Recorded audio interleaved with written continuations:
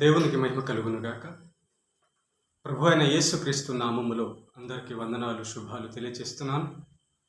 ప్రేమైన దేవుని బిడ్డలారా, మీరందరూ బాగున్నారా? మనం అందరం కూడా ఆత్మ సంబంధమైన పరలోకానికి వెళ్ళేటటువంటి సిద్ధమైన భక్తిలో అందరూ కూడా బాగుండాలని, ఎదగాలని, స్థిరపడాలని, బలపడాలని దేవునికి ప్రార్థన చేస్తున్నాం. పరిశుద్ధ గ్రంథంలో నుంచి ఒక మాట చదువుకొని ఆలోచన చేద్దాం.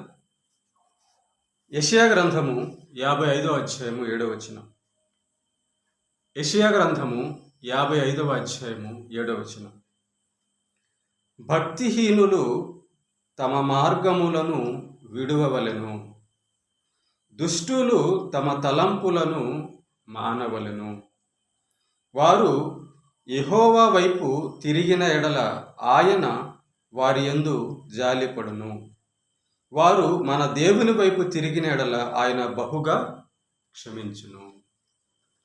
ప్రేమైన దేవుని బిడ్డలారా, ఇది దేవుని యొక్క మనస్సు. దేవుడు మనుషులను ప్రేమించడానికి చేసుకున్నాడు, నరకానికి పంపించడానికి చేయలేదు.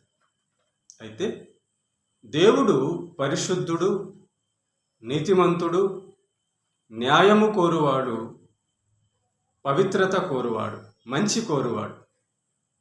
కనుక మరి మంచిని కోరే దేవుడు తన బిడ్డలుగా ఉన్న మనల్ని మంచివారుగానే చూడాలనుకుంటున్నాడు. పరిశుద్ధుడైన దేవుడు తన బిడ్డలైన మనల్ని పరిశుద్ధులుగానే చూడాలనుకుంటున్నాడు.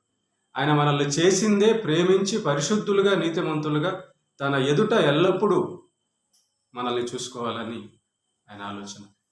కనుక భక్తిహీనులు తమ మార్గమును విడువవలెను. భక్తిహీనులంటే భక్తి లేనివాడు, భక్తి చేయనివాడు, యెహోవాను గురించిన భక్తి లేనివాడు, దేవుని గురించిన జ్ఞానము లేనివాడు.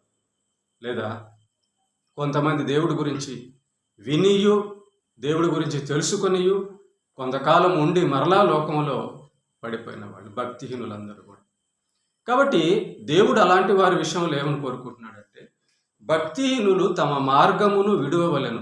వాళ్ళు వెళ్ళే మార్గము చెడు మార్గం, భక్తిహీన మార్గం, అపవిత్రమైన మార్గం, నరకానికి వెళ్ళే మార్గం.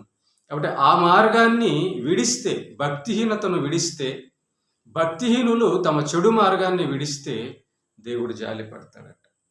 దుష్టులు తమ తలంపులను మానవలెను. దేవుడు చూసారా, ఒక తండ్రి ఎలాగ చెప్తున్నాడు, మన తండ్రి అయిన దేవుడు. దుష్టులు తమ తలంపులను మానవలను.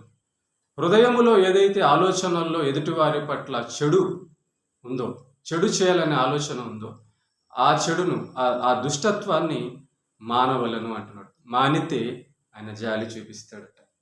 వారు యెహోవా వైపు తిరిగిన ఎడల ఆయన వారి యందు జాలి పడును. అవునండి, మన దేవుడు చాలా మంచి దేవుడు. మన దేవుడు ప్రేమ కలిగిన దేవుడు. మన దేవుడు జాలి కనికరము కలిగిన దేవుడు.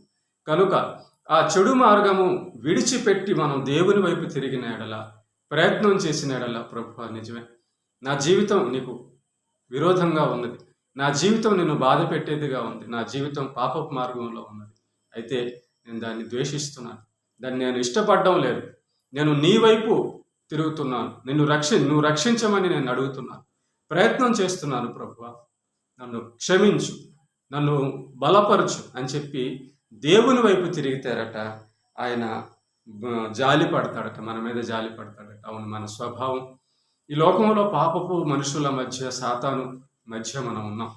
కాబట్టి బలహీనులమే, ఈ యొక్క శరీరము బలహీనమైనది. అయితే బలవంతుడైన దేవుని వైపు మనం తిరిగినడల, శక్తివంతుడైన ప్రేమ కలిగిన దేవుడి వైపు, పరిశుద్ధుడైన దేవుడి వైపు తిరిగినడల, ఆయన మన మీద జాలిపడి మనల్ని మంచిగా బలపరుస్తాడు. అలాగే వారు మన దేవుని వైపు తిరిగిన ఎడల ఆయన బహుగా క్షమించును. దేవుడు క్షమించే దేవుడు. అయితే మనం మన తప్పులు మానుకోవడానికి మనం ఇష్టపడితే, ఆ తప్పులు విడిచిపెట్టడానికి మనం ఇష్టపడితే దేవుడు క్షమిస్తాడు, మన పాపాలన్నీ కూడా క్షమిస్తాడు. అవును, అలాంటి వారుగా ఉండాలన్నది దేవుని యొక్క కోరిక. ప్రేమ దేవుని బిడ్డలారా, కనుక దేవుడు మనుషులను నరకానికి వెళ్ళాలని ఎప్పుడు కూడా దేవుడు కోరుకోవడం, నరకం నుంచి తప్పించాలని తన ప్రియకుమారుణ్ణి ఈ లోకానికి పంపించాడు. కాబట్టి మనం ఆయన వైపు తిరిగిన ఎడల, మనం ప్రయత్నం చేసిన ఎడల క్షమించు తండ్రి అని చెప్పి మనం హృదయపూర్వకంగా ఒప్పుకొని మంచి మార్గంలో నడవడానికి సిద్ధపడితే దేవుడు మన మీద జాలి పడతాడు, మనల్ని క్షమిస్తాడు, తిరిగి మనల్ని నిలబెట్టి మంచి జీవితంలో ఆశీర్వదించి పరదేశకు చేరుస్తాడు. ప్రార్థించండి. కృపగలిగిన మా కన్న తండ్రి, మహోన్నతుడైన మా దేవ, అవును తండ్రి, మేము పాపులము నాయన, ఎంతో నీకు బాధ కలిగించిన వారం అయినను మేము ఉన్నాము అంటే ప్రభు నాయన ఈ రక్షణ మార్గంలో నువ్వు వింటున్నావు నీ మాటలు అంటే నీవు ఇచ్చిన కృప, నీవు చూపిన మా మీద జాలి తండ్రి, నీవు చూపించినటువంటి క్షమాపణ అవును ప్రభు. ఎన్నో పాపాలు చేసి నాయన నీ ఎదుట మేము ఎంతో బాధ పెట్టాం. ఇదిగో నాయన ప్రయత్నం చేస్తున్నాం ప్రభు. ఎవరైతే ఈ వాక్యం వింటున్నారో అందరూ కూడా ఇదిగో నాయన నువ్వు చెప్పినట్లుగా బ్రతకడానికి నాయన ఇదిగో ఇష్టపడి, నువ్వు చెప్పినట్లుగా బ్రతకడానికి నాయన సిద్ధపడి ఇదిగో నాయన ప్రయత్నం చేస్తుండగా ప్రభు వారి హృదయాల్లో, మా అందరి హృదయాల్లో ప్రభు నువ్వు బలపరిచి నీ వాక్యము నీ ఆత్మ ద్వారా బలపరిచి నాయన పరిశుద్ధులుగా నాయన నీతిమంతులుగా ప్రభు నీ యొక్క పరదేశకు అర్హులుగా అయ్యేటట్లుగా మమ్మల్ని అందరినీ సిద్ధపరచమని, అన్ని విషయాల్లో సాయం చేయమని క్రీస్తుపేట ప్రార్థిస్తున్నాం. ఆమేన్.